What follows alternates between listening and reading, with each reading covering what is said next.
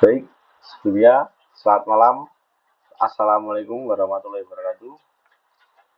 Saya Muhammad Latif Alfian dari Politeknik Pembangunan Pertanian Yogyakarta Magelang, kampus Magelang jurusan Pertanian, ingin sedikit mempresentasikan dalam bidang kewirausahaan pakan ternak. Apa itu perusahaan pakan ternak? Yaitu perusahaan yang bergerak dalam bidang peternakan, khususnya untuk pembuatan pakan. Langsung saja masuk ke poinnya. Yang pertama ada definisi modal bisnis dan jenis modal. Modal bisnis merupakan salah satu aspek kunci dalam memulai dan mengembangkan suatu usaha sebagai sumber daya yang dibutuhkan untuk membeli aset, membayar operasional, dan menjalankan berbagai kegiatan bisnis. Modal memiliki peran yang sangat vital dalam menentukan kesuksesan dan berkelanjutan dalam sebuah bisnis. Poin berikutnya yaitu ada jenis-jenis modal, yaitu ada modal finansial, yaitu modal berupa uang yang digunakan untuk membeli aset, bahan baku, membayar tenaga kerja, dan kebutuhan operasional. Poin yang kedua yaitu ada modal fisik. Modal fisik yaitu aset nyata seperti mesin, kendaraan, peralatan produksi, dan barang yang ada dalam gudang. Poin yang ketiga yaitu modal manusia. Modal manusia yaitu meliputi keterampilan, pengalaman, tenaga kerja, dan pemilik usaha. Berikutnya ada modal kerja yaitu modal yang digunakan untuk kegiatan operasional harian seperti pembelian bahan baku dan biaya produksi.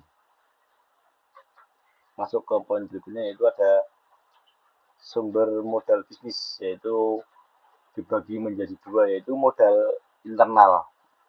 Modal internal yaitu modal yang didapat dari dalam perusahaan atau modal sendiri dari pemilik suatu perusahaan tanpa campur tangan dari pihak luar ataupun pihak perbankan.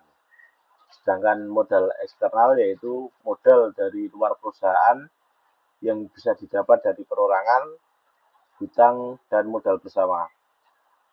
Modal eksternal yaitu biasanya dimiliki dari dua orang atau lebih, yaitu dengan modal beberapa dari 3 orang untuk membuat suatu usaha dalam peternakan atau pakan ternak. Poin berikutnya yaitu cara pengajuan pembiayaan dari bank dan lembaga keuangan.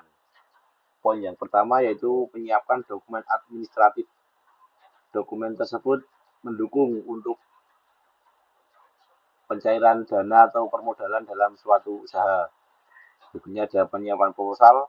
Proposal juga tak kalah penting karena proposal sangat membantu merincikan dalam pencairan modal di perbankan atau lembaga keuangan.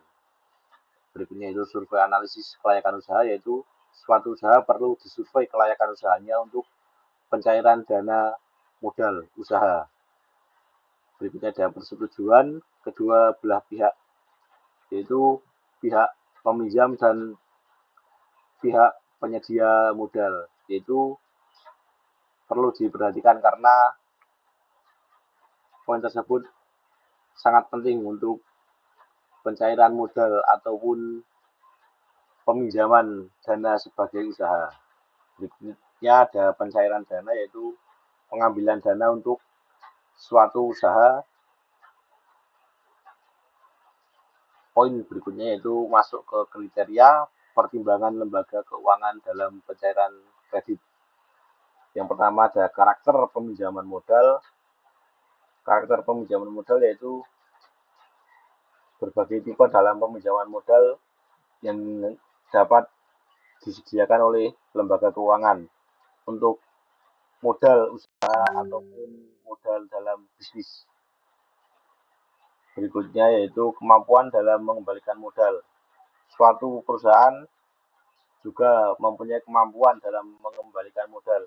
Hal itu juga harus diperhatikan, khususnya pada lembaga keuangan. Berikutnya modal yang dimiliki dan kondisi perusahaan.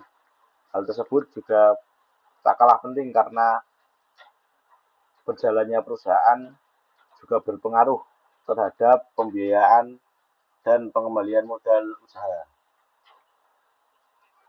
Berikutnya yaitu konsep biaya dalam usaha. Biaya tetap perusahaan, biaya variabel perusahaan, dan biaya overhead perusahaan. Untuk poin berikutnya yaitu biaya penyusutan. Biaya penyusutan adalah alokasi biaya atas penurunnya nilai aset akibat pemakaian usia barang dalam suatu perusahaan yang dikelola. Yaitu dapat disebutkan penyusutan atau penurunan nilai aset. Contohnya dalam pemakaian mesin produksi itu juga harus diperhatikan karena